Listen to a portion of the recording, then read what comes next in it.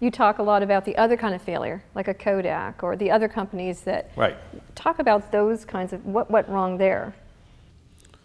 Well, in many cases, they didn't recognize change. They didn't recognize But it relates the change to the was innovation coming. and. So it related. So you know, one of the key things. I mean, why do startups have opportunities? Startups have opportunities in large part because whoever is incumbent in the marketplace is either doing a poor job servicing their customers, or they don't see the change that's coming. So there's an unmet set of needs that's out there, and the startups step in to meet that need or those needs. Now, Kodak was one of those examples that is terrible on many levels because they actually created, as you may know, they invented digital photography. They hold the early patents on digital photography. But they had such a great business model where they sell reasonably cheap cameras and they made a ton of money on paper, film, chemicals, that they couldn't upset that. They were afraid of upsetting that. And what did they think? Nobody else would invent digital photography? So there was an arrogance around that too. So they locked it up, and by the time they realized that this was a trend that was happening, it was too late. The other thing that's interesting about Kodak is that in an effort to save the company, they sold off some assets. And one of the businesses they sold off was their film business. Now, if you think about our smartphones today and our tablets today, all of those work because on the other side of that shatter-resistant glass is a very thin film. And you know who controls the lion's share of that marketplace?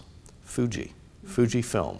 Because Fuji kept that business. Fuji saw the opportunities in that business beyond the traditional film photographic business and kept it, and now has a very profitable business in the digital world of smartphones and tablets and other devices.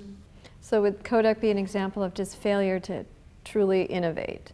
In other words, stick with what I know, head in the sand.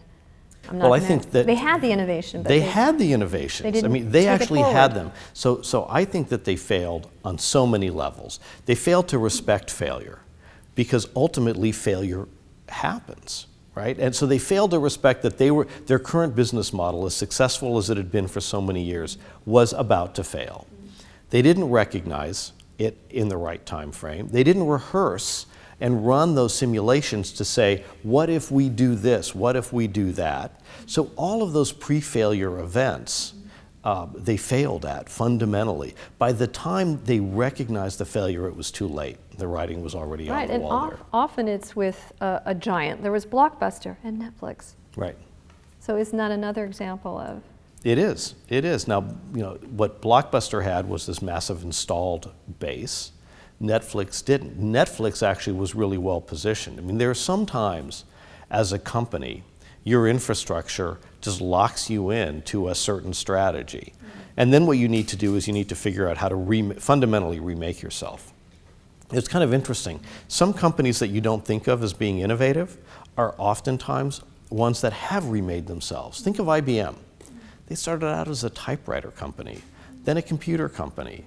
Now they're more of a global services company than anything else. And each of those changes, they've had to undergo massive change and disruption, very painful, to be able to transition from one way of doing business, one set of products, into something that's fundamentally different.